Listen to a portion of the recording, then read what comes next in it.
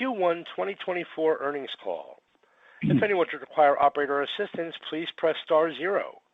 A question-and-answer session will follow the formal presentation. You may be placed into question queue at any time by pressing star one on your telephone keypad, and we ask you please limit yourselves to one question and one follow-up. As a reminder, this conference is being recorded. It's now my pleasure to turn the conference over to John Wolf, Vice President, Investor Relations and Corporate Finance. Please go ahead, John. Thank you, Kevin, and thanks to everyone for joining us. Welcome to our Q1 2024 earnings call. During the call today, Tony will update you on our business and strategy. Greg will provide an update on our financing activities, and Ramesh will go over the Q1 financial results and discuss the capital efficiencies we have gained through low-cost acquisitions.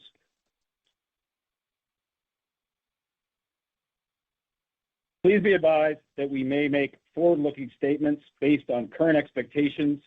These are subject to significant risks and uncertainties, and our actual results may differ materially.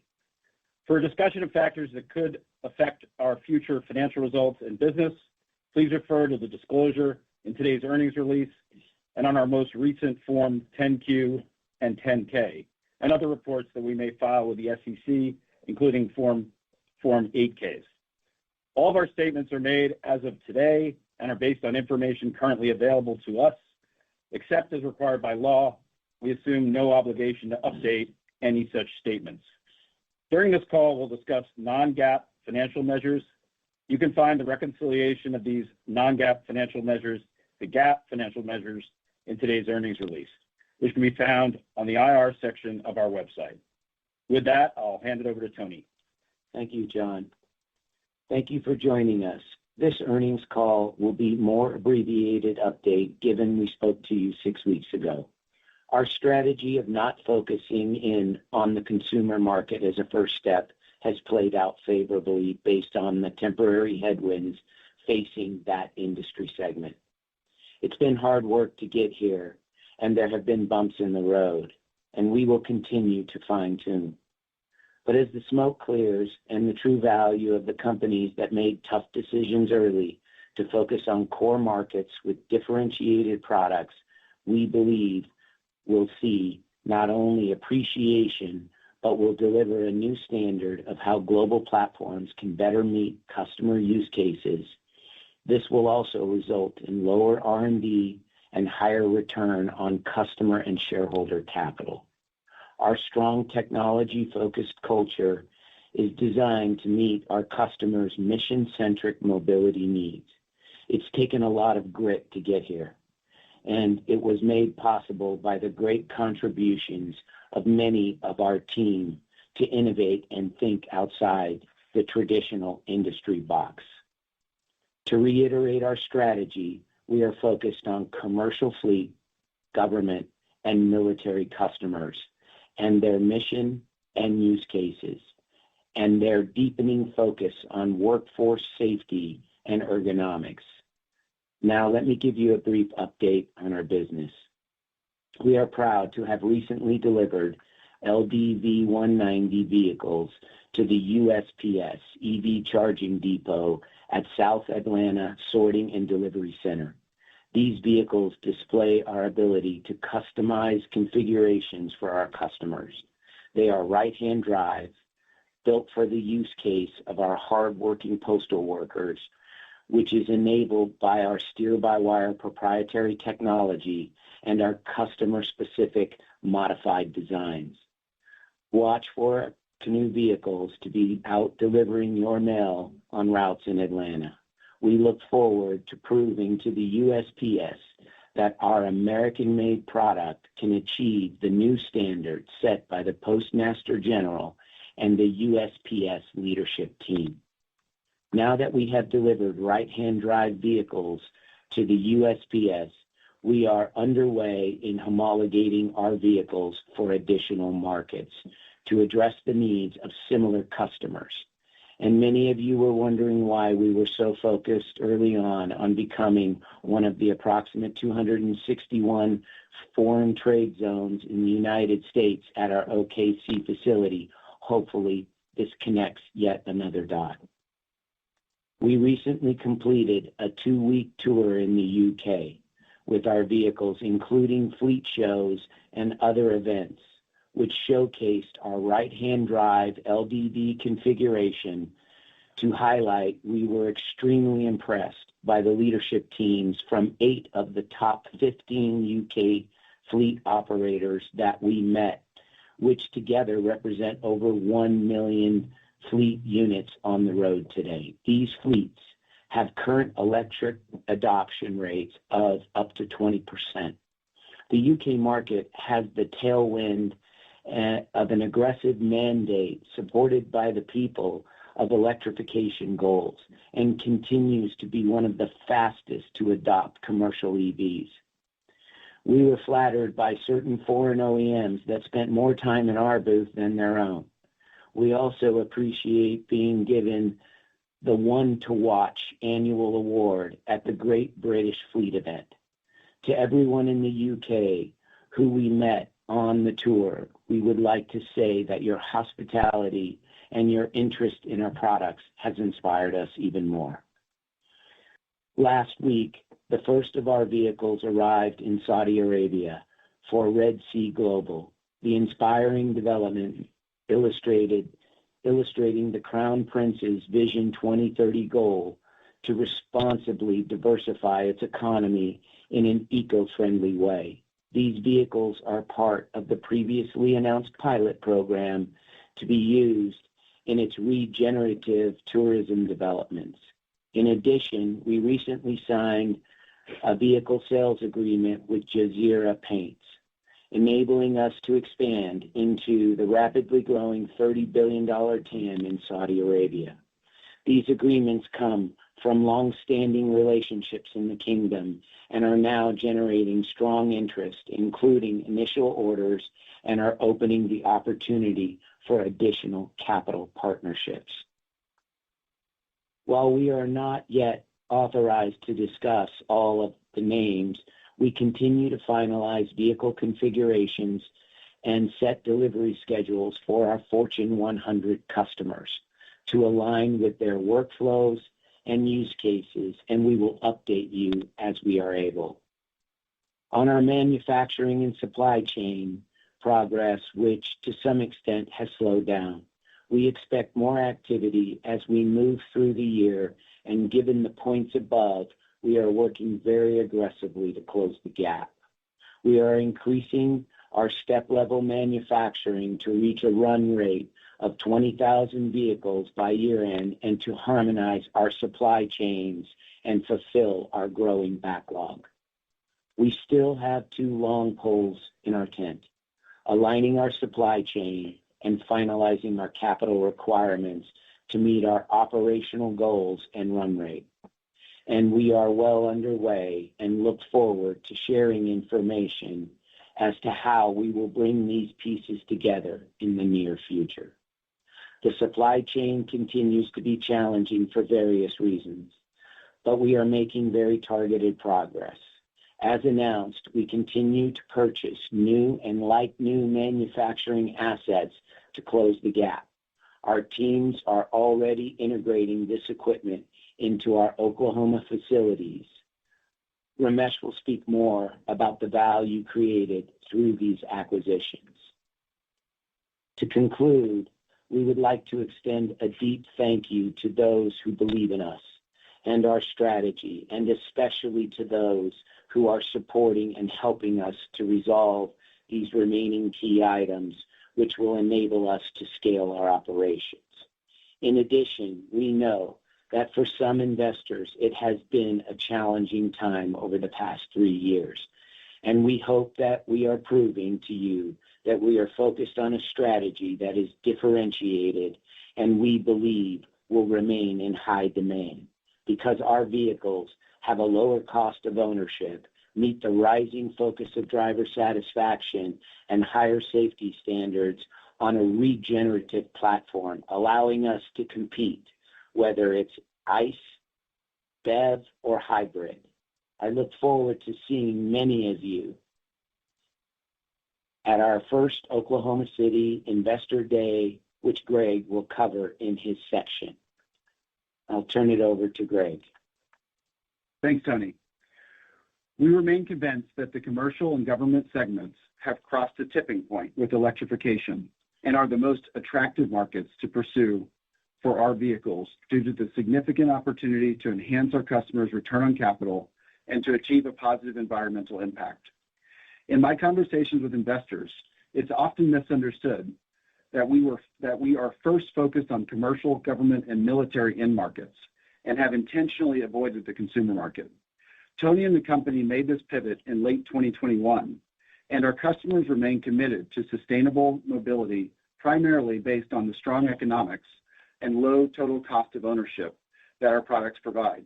This commitment is as strong as ever, and we do not see any change in this feedback despite the headlines and challenges in the consumer market. Now let me give you an update on our capital raising efforts. The company continues to have consistent access to capital from a wide number of sources, and we actively evaluate financing opportunities that best limit shareholder dilution. Yet, at the same time, we have robust average daily dollar volume in GOEV equity for a company of our size, which also enhances our options in accessing equity capital and makes us attractive to institutional investors. I have spent a lot of years in the capital markets, and I'm a believer that we have the right business formula and team. Combine this with achieving our business milestones, our sources of capital are only increasing. Further, it's a competitive advantage raising capital with long-term relationships, and Tony has those.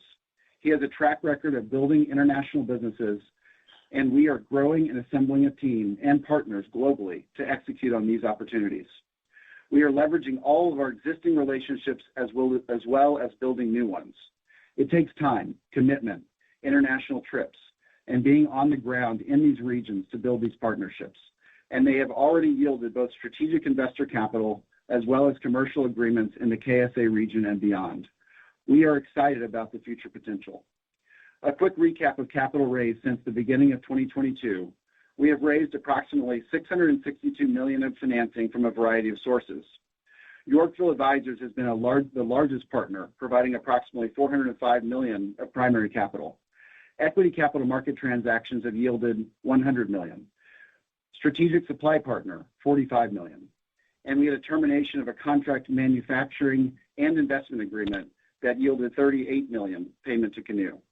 And finally, PIPE transactions of approximately $72 million.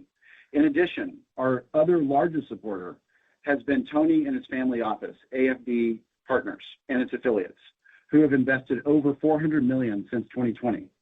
Tony and AFDP have supported Canoo at every critical juncture of the company's evolution. We have also now started to access government funding.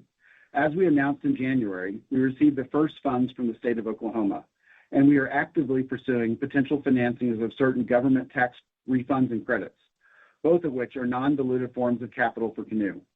We believe opportunities like these will increase over the next 12 months as we steadily advance our business. Although the markets have been challenging the last 24 months, we have been able to continue to invest in our business and advance the mission of Canoo. We have been highly disciplined in the way we have optimized our business while staying flexible to allow us to take advantage of dislocations in the market, like our recent distressed manufacturing asset purchases that Ramesh will cover in more detail. Young companies like ourselves must remain focused, and this focus and execution will benefit our partners in the long term. Finally, as Tony mentioned in his earlier remarks, we are announcing an invite-only Analyst and Investor Day at our Oklahoma City facility this summer. We will share more details soon, but we're very excited to showcase our progress, as many of our suppliers and other partners have seen when they toured this facility. I will now turn the call over to Ramesh to cover the financial update. Thank you, Greg. Moving to the income statement. Our first quarter 2024 results are as follows. Research and development expenses totaled $26.4 million for the quarter, compared to $47.1 million in the prior year period, a 44% reduction from Q1 of 2023. We also reduced R&D expenses by 16% compared to $31.5 million for the quarter in Q4 of 2023. SG&A expenses, excluding stock-based compensation, totaled $22.5 million for the quarter, compared to $24.1 million in the prior year period, a 7% reduction from Q1 of 2023. We also reduced SG&A expenses, excluding stock-based compensation, by 3% compared to $23.1 million for the quarter in Q4 of 2023. Additionally, a 29% savings from workforce transition into Oklahoma, as well as transitioning from engineering to manufacturing. As it relates to our key non-GAAP metrics, here is a summary. 28% or $18.8 million quarterly adjusted EBITDA improvement from negative $67.1 million in Q1 of 23 to negative $48.3 million in Q1 24. 11.5% or $6.3 million quarterly adjusted EBITDA improvement from negative $54.6 million in Q4 of 23 to negative $48.3 million in Q1 of 24. 72% or negative 2.83 adjusted net loss per share improvement from negative 3.96 per share in Q1 of 23 to negative 1.13 per share in Q1 of 24. 35% or negative 0.60 adjusted net loss per share improvement from negative 1.73 per share in Q4 of 23 to negative 1.13 per share in Q1 of 2024. Turning to cash flows. We ended the quarter with cash, cash equivalents, and restricted cash of $18.2 million. After giving effect to the Series C preferred stock purchase agreement for a total of $16.5 million, our cash balance would have been $34.7 million on March 31st, 2024. Net cash provided by financing activities for the 3 months ended March 31st, 2024 was $49.8 million compared to $56 million in the prior year period. Cash used in operations for the 3 months ended March 31st, 2024 was $47.5 million compared to $67.2 million in the prior year period. The $47.5 million cash outflow for quarter ended Q1 of 2024 is towards the lower end of the prior guidance provided in April of 2024. We will continue to optimize our capital in the future quarters. Our cash outflows from investing activities of $4.9 million for 3 months ended March 31st, 2024, compared to $18.4 million in the prior year period. Our Q1 2024 investment in CapEx was primarily attributable to the new or like-new advanced manufacturing equipment purchases primarily from the UK. These assets enable the company to increase its general assembly and vehicle cabin build capacity. These assets were all purchased at discounted price of over 80% of the estimated value and were carefully reviewed, inspected, and selected by Canoo's team. As we continue to pursue these opportunities, our previously issued guidance from last month remains unchanged. Additionally, since Q4 of 2023, we have purchased 6 times more assets from auctions at pennies on the dollar, reducing capital expenditures by tens of millions of dollars, and we will continue to follow the strategy as we progress through. Other cost optimization efforts come from our recently established free foreign trade zone, which will lower the vehicle cost by up to 5% as we decide to export our Canoo products to the rest of the world. With this, I'll turn it back to John for conclusion. Thanks, Ramesh. With that, Kevin, could you please poll the lines for questions? Certainly. We'll now be conducting a question and answer session. As a reminder, we ask you please ask one question and one follow-up, then return to the queue. If you'd like to be placed in the question queue, please press star 1 at this time. A confirmation tone will indicate your line is in the question queue. You may press star 2 if you'd like to remove your question from the queue. Our first question today is coming from Michael Legg from the Benchmark Company. Your line is now live. Thanks. Good afternoon. Can you talk a little bit about the USPS and the expectations for an RFP to come and when timing and what type of magnitude do you think that could be? I mean, hey, Mike, this is Tony. You know, the USPS is very focused. Obviously, they've publicly announced what their objectives are, what our Postmaster General LaJoy is doing, to the business to make it competitive and ultimately profitable. We believe that, there's a tremendous upside. We see them very focused on executing their plan. We see lots of opportunities.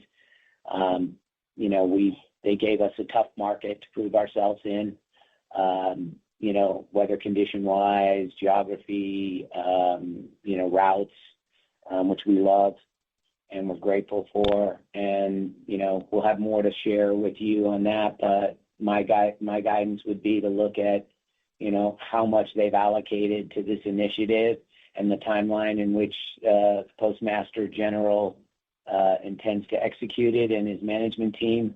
In addition to that, his shift in the business to be much more competitive on shipping on the ground versus the air.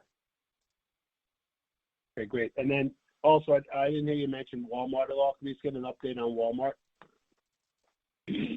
Yeah, we, are not authorized to say too many things, but we continue to refine. They're very focused on their business model, very well organized about their needs, and they take their view out for quite a long period of time. I think they have the infrastructure, the horsepower, and the team to execute it. We'll share more information as we're allowed, but we continue to be very focused on it and innovate, and there will be, more information to share at an appropriate time. Okay, great. And then I'll do one last one. On the supply chain, you mentioned it remains challenging. We still have the guidance out there for $50 to $100 million. What needs to be done on the supply chain to get there? Yeah. So look, I think we're hitting a point now, as you know, Mike, you've been out to see what we've done and how we're doing it, and kind of the scrappy and entrepreneurial way, and the way we're trying to change the game, and be able to scale our manufacturing and keep our costs in check. We just only have so much capital and so many things. While we would love to fight many things in parallel, we also have to be disciplined to where we have to fight in a serial fashion. And frankly, all my years in this industry, especially around parts, locking your supply chain too early will only cause you problems, as we've seen with recent, current events that have been unfortunate for some. So I think, there's a benefit and there's a risk, and that's why I say various reasons. But net, if we had, probably within the last 2 months, if we had the capital in place, we would have probably be a bit more accelerated. In addition to that, that's saying that, knowing that we've now successfully completed the purchase of long lead equipment, that we were making the bet that we could buy. And when you're buying stuff at 10 cents on the dollar to 20 cents on the dollar, the BOM impact it has based on the useful life of these vehicles, which allows us to compete not only, in the EV, which, seems to be less favorable in some topic circles. However, at the end of the day, it becomes a return on capital and a regenerative approach. And, we've taken an approach to know that we will compete against ICE, BEV, and hybrid. So, those challenges are lessening as we go day by day. And I think we'll make a pretty big push here in the near future, and we'll announce those things as they come to light. Great. Thanks, and congrats on the progress to date. Thanks, Mike. Thank you. Next question is coming from Craig Irwin from Ross Capital Partners. Your line is now live. Good evening, and thanks for taking my questions. So, Tony, the post office, I guess, is enigmatic sometimes, hard to penetrate, but actually far more visible than the Fortune 100 customers. that I know you got to be looking to serve. So I don't think we're going to see electric pictures of your vehicle and some of these other high priority customers that you're pursuing, given their employees are often under NDA, et cetera. Can you maybe just help us with some breadcrumbs, a little bit about who these Fortune 100 customers could be? There are all sorts of different business models out there where they do need a large fleet. What would you say are the top 10 fleets in the country that might be the most attractive to you, where, something like, an LD190 would be a good match, or, a different format, a custom format? Can you tease that out? Maybe give us a little color on who we could potentially see or what the character is? Yeah, that's a great question, Craig. So, when you're at TEM, if you will, not an OEM, you're a technology company, and keeping secrets and building things that give your customers competitive advantage, and really working and integrating with their teams so that we can enable them to win on a platform that is scalable, and that's scalable across multiple companies, but yet each company has its uniqueness. I mean, we're not stamping out boxes here. As you know, you've seen what we're doing. It is different. It isn't the easiest story to tell, as you know, but I will tell you that when those customers speak, I believe it will speak volumes of the discipline and the way we've approached partnering with them and solving problems and helping them gain their competitive advantage. And, while we would love to have all the customers out there, we're also very selective to make sure we're not selling, to every customer the same thing. We're very specific about creating competitive advantages with high volume customers that we believe are going to take market share here and globally. Okay, so then again, if we could use the post office as like a metric, right? I think the first photos that people saw out there, you had the LDV 130 and the LDV 190 photographed and put up on different, internet web pages, unofficial, right? So you'd obviously been working with the post office for quite a while before you announced in January of this year that you'd come to an agreement. What sort of activity is there, or, roughly how many of the top fleets, is it logical for us to assume that you're working with right now? And would you see a similar structure where you work with people for a period of months or maybe even years before you see a formal purchase agreement? Yeah, look, I think it's important to make sure that you're getting multi-year, long-term agreements that allow you to buy, your supply chain right, that you can actually give the best returns. Trying to sell one at a time, 10 at a time, 100 this month, that's not our model. Our model, as you know, is based on being an integral partner and really focused on the workflow, the worker economics. We all know, the driver safety and driver ergonomic issues that are growing, and the ability to get more out of each square foot. So, as you can see, what we see in our world, where some of the people in the space, they're trying to go down in square footage, which is very expensive because you have a lot of tooling breakage, right? You have a lot of leakage. You have a lot of impairments. You have a lot of different products. Ours is a common platform, and we're going up in square footage. And it was designed that way, which means customer, use cases and gives them greater flexibility of use case on a common platform. So I think, from our perspective, our goal is to be able to give our customers a vehicle that is configurable, adaptable to seasonality, but also on a common platform such that their return on capital will increase over time in generation 2 and 3 rather than decrease, while we build a more profitable company at the same time. So creating that, which is why you got to get outside the industry box, right, of thinking. And so, I think for us, it's not an issue of opportunities As we saw with the, maybe you have or haven't seen some of the reviews that came out of the UK. It's a very competitive product, and it's scalable, and it's configurable, and that's what businesses need today. And so I think for us, it will be how methodically we execute so we don't break our quality, we don't break the things that made us who we are, but that we continuously grow step by step, and we think of capital and how we deploy capital, not just by what we raised, as we've seen with others, but how we deploy, like waiting and buying, at all-time lows. 2 years ago, robotics was at an all-time high in cost.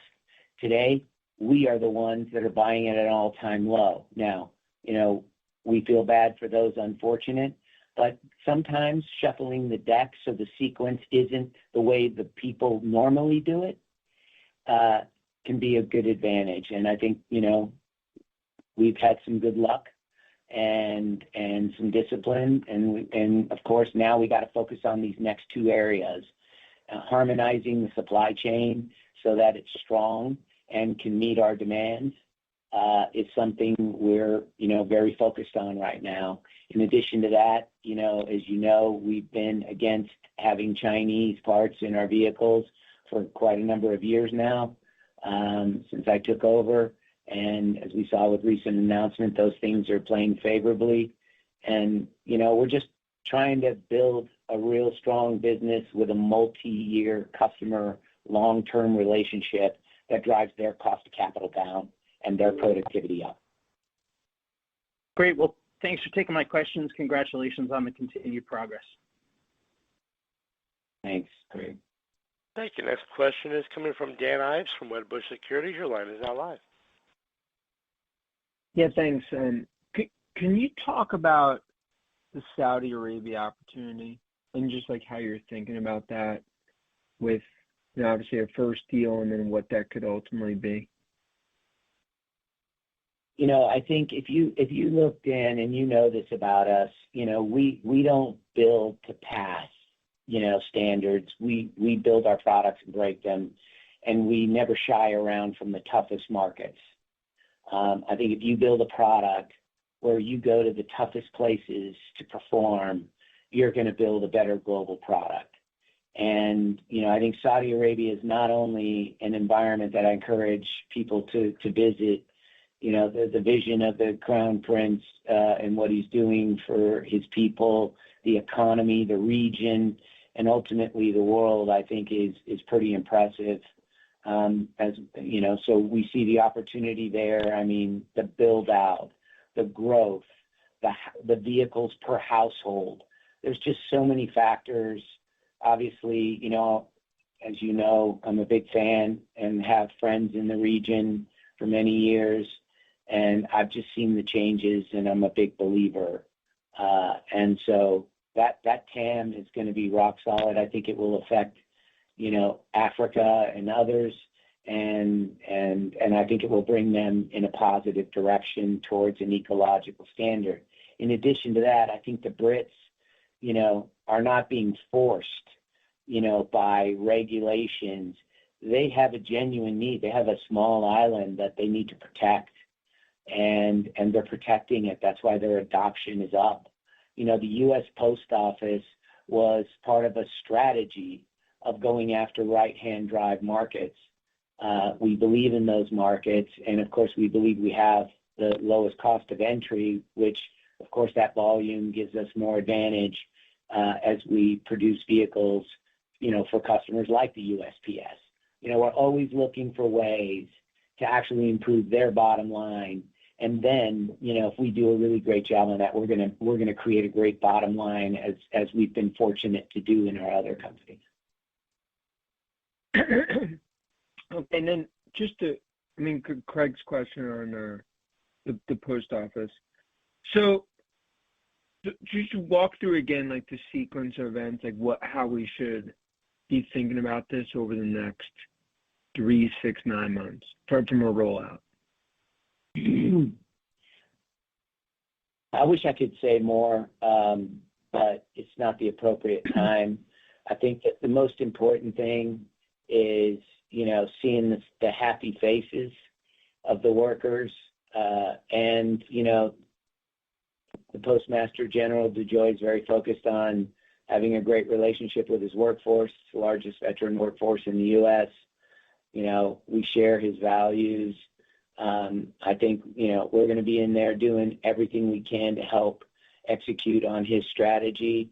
And, he has the money and the ability to drive the change with his leadership team. So, I don't want to get out over my skis. I want the product to speak for itself. Sure. And when the post office is ready to share more, we'll be right there with them. Okay, thanks. Thank you. Next question today is coming from Stephen Gengaro from Stifel. Your line is now live. Thanks. Good afternoon, everybody. I think I have two questions, but the first one is when we think about sort of the guidance you laid out for the year, it effectively comes to about 1,000 to 2,000 vehicles roughly delivered. Where do you stand in the visibility on the deliveries, and when do we start to kind of see a sort of a sustained ramp? Yeah. So look, every container that we've purchased, that we get online, when you come out to the factory, you'll see how we kind of built the factory, how we staged it for growth and for these other markets, which is why our MPP1 platform can produce, upwards of 75,000 already on an annualized basis as we look to find ways to expand. The site is designed in 20,000 unit increments, and we got good visibility on. We're really playing an allocation game, and our customers that have become big believers by using the product and us configuring it to their needs, we are not able to deliver any one customer its full demand in the short cycle. So they've all been super great about allocation. And, of course, our whole thing is aligning with their multi-year strategies, which takes a lot of pressure off of the buy it now, need it now, hurry up. And in addition to that, I do want to kind of go through this cycle to make sure that we got everything right. I do intend to be measured as, one of those TCPO rather than TCO only, on the professional ownership. So, we've got some high bars to hurdle, but we don't see any change. In fact, there are a couple other opportunities brewing, which close out a few more areas for us where we manualized, semi-automated some of the process while we took the bet to wait that some guys will fall. And those that are continuing to give opportunities for us, and we're a ready buyer, and we make sure the capital is available for those acquisitions, those transactions when those companies are in need, are now centering around the paint shop area where we can pick up more automation and improve our BOM costs even more. So, we're starting to get, and hopefully it comes through this way. You can see, we're really getting it together to knock out those last two steps. And I think, just by the circumstance of things, the things that could haunt us as we go to market have kind of ended up towards that tail end. And those things, and we're learning from those that fell. Everyone we're buying equipment from, we are learning from them. What did they do wrong? What could we do better? And and we believe that's real money, right? That's real investor capital. Otherwise, we'd have to go get that money and learn those lessons that way. So it's not just the cost of equipment that Ramesh and Paul and team that have executed on, but it's also that we've been sponging up lessons learned. Okay, thanks. But so do we? I understand sort of this is a process, but just from a visibility perspective, can you, should we think about 100 units in the second quarter and 500 in the third quarter? Like, I'm just trying to get some sense as we sort of think about, I mean, is there anything you can give us that kind of helps us understand how that evolves? Yeah, I would, but what I would say is more important than that right now is that we continue to go after and get vehicles on the road with customers that are high volume, multi-year purchasers of vehicles. Like, in addition to that, we need to make sure our supply chain can supply as we step up. That's always the big question in these things. And, of course, we've been very focused for over 2+ years putting these vehicles on the road, not for testing, but with customers doing their use cases. And so, what I would say is give us a little bit of rope. We're not going to be so focused on quarterly guidance. We want to get a bit more maturity, but we will tell you 20,000 unit run rate. We're going to knock out a couple thousand units-ish plus. And, we want to beat. We want to set the bar so that we can beat and we can emerge with the right customers and then really accelerate our ability to access non-dilutive, low cost of capital based on the credit ratings of these great customers. Great. No, that's helpful. Thank you, Tony. Thank you. Thank you. Next question is coming from Donovan Schaefer from Northland Capital Markets. Your line is now live. Hey guys, thanks for taking the question. So first, I just have to ask, and kind of as a refresher, maybe a reminder, about battery sourcing and everything. There was this news today: Biden is increasing the tariff on batteries from China. I believe it's at the level of cells, and then they also have this provision about battery parts going from 7.5% to 25%. Effective this year, at some point this year. I really haven't parsed the whole thing just yet. I know you presumably haven't had much time to parse it yet, but if you can just give us any general perspective on how you would expect that to impact you. Do you know if there's a carve out for fleet commercial vehicles? Any color or clarification there would be great. Thank you. Yeah, Donovan, we if you go back to earnings calls when I first took over, you would detect, how we were migrating away from Chinese or, let's say contested territories.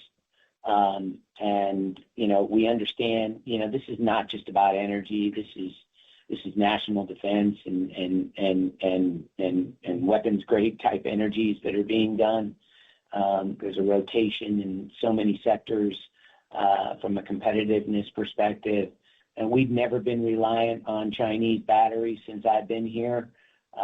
We exited those projects, and we're focused on core allied nations, and I mean core, and domestic manufacturing, and bringing key partners with help and guidance by both sides of our senators and congressmen, and working with countries to create economic development opportunities that, we anticipated this, and we believe we're in a good position. We're not going to scramble because we scrambled, 2 years ago.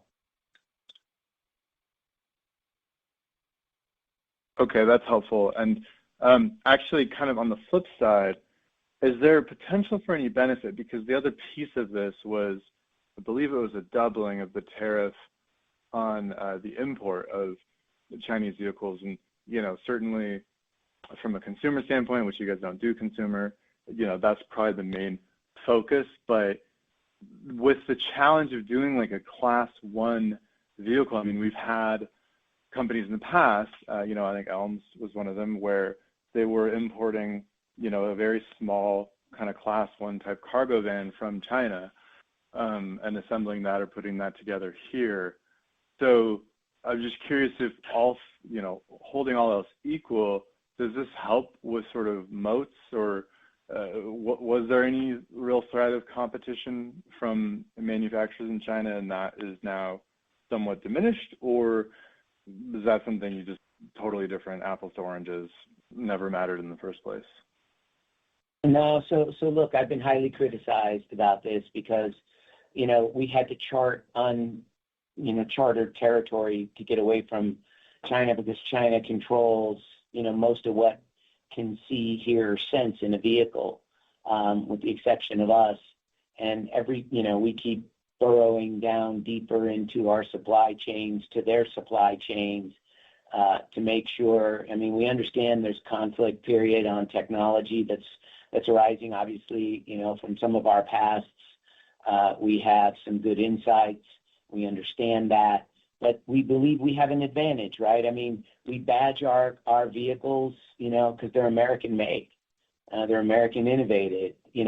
We actually have some suppliers where they have received notice from certain countries of question under this tariff, where that if they sell to us, they will be cut off because we are focused on, militaries, fleets, and those matters. So we've navigated quite a bit of things. I think the game will get pretty interesting, and I think I applaud them stepping up because the Chinese government aiding this uncompetitive environment by subsidizing is just not right.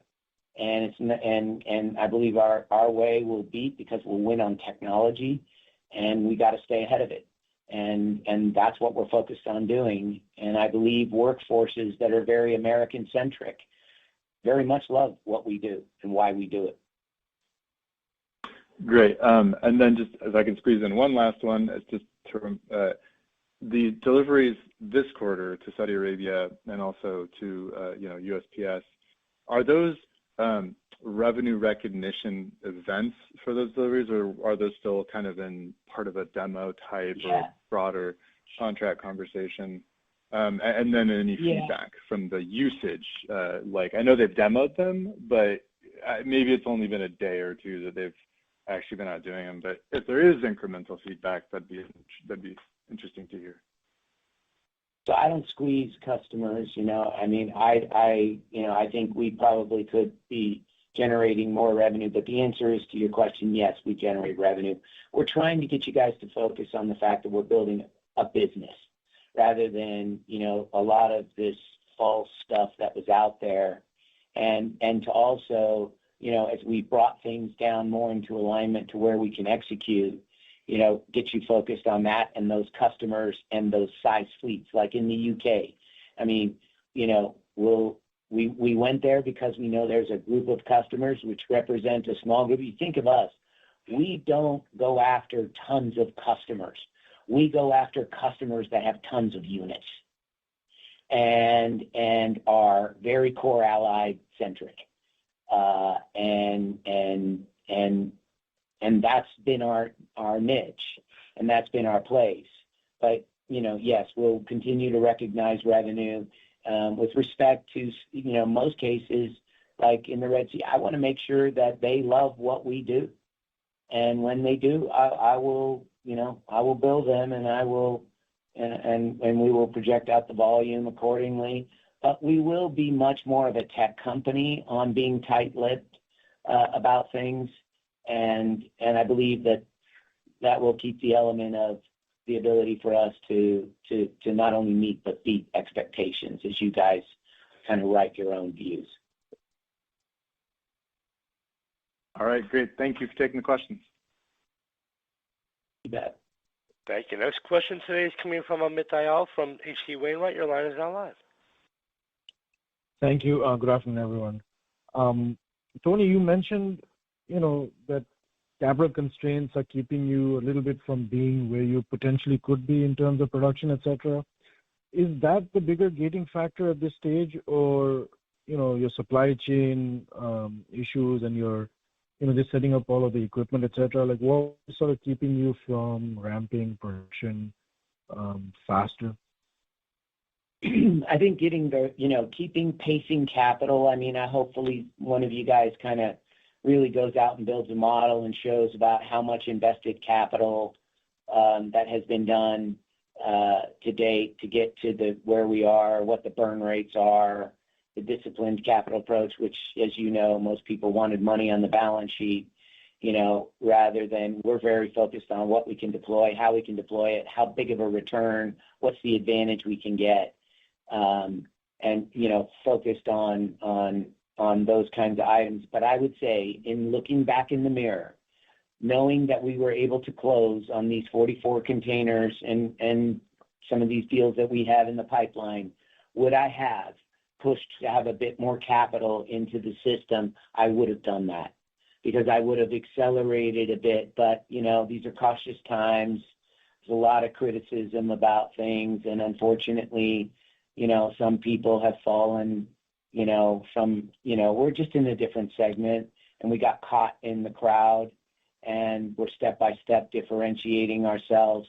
But as time goes on, especially now, it's very important that we solve the capital issues, right? So we can accelerate step-by-step, not as in tons, but as in staying efficient. Otherwise, you end up with, idle points, and you don't want that. Hopefully that answers your question. No, it does. It just gives us a sense of, how things are playing out a little bit behind the scenes for you guys.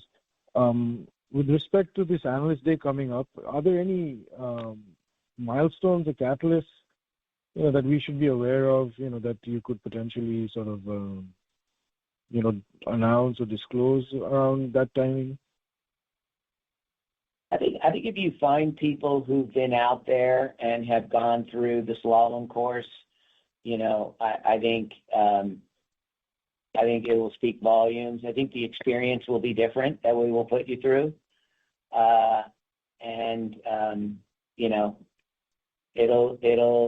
It'll be what people who are very proud of their product and want to put it to the maximum test, right in front of you and right beside you. So I think the catalysts will continue to form here for us. And I think 2024 is just a heads down, get it right, close out the two gaps, step level function, focus on the economics, long-term deals, get our non-dilutive capital in place, and, seek the opportunities to expand the business on the footprint and grow upwards in square footage on the platform because of the higher return on capital for us and our customers. Thank you, Tony. That's all I have. Thank you. With that, guys, I was just going to say thank you to everyone for the questions, but I'll turn it over to you to wrap it up. Thanks.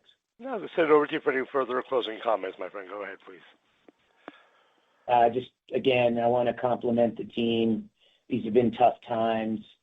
We've rallied together, and I'm extremely proud of these people, and I couldn't say enough about it. And I can't say enough about the customers and the people who believe in us at a time when innovation always hits a moment of pause. It's those people that make the difference, and I'm grateful for those people. And I hope that many of you continue your belief in us as well. Thank you. That does conclude today's teleconference and webcast. You may disconnect your line at this time and have a wonderful day. We thank you for your participation today.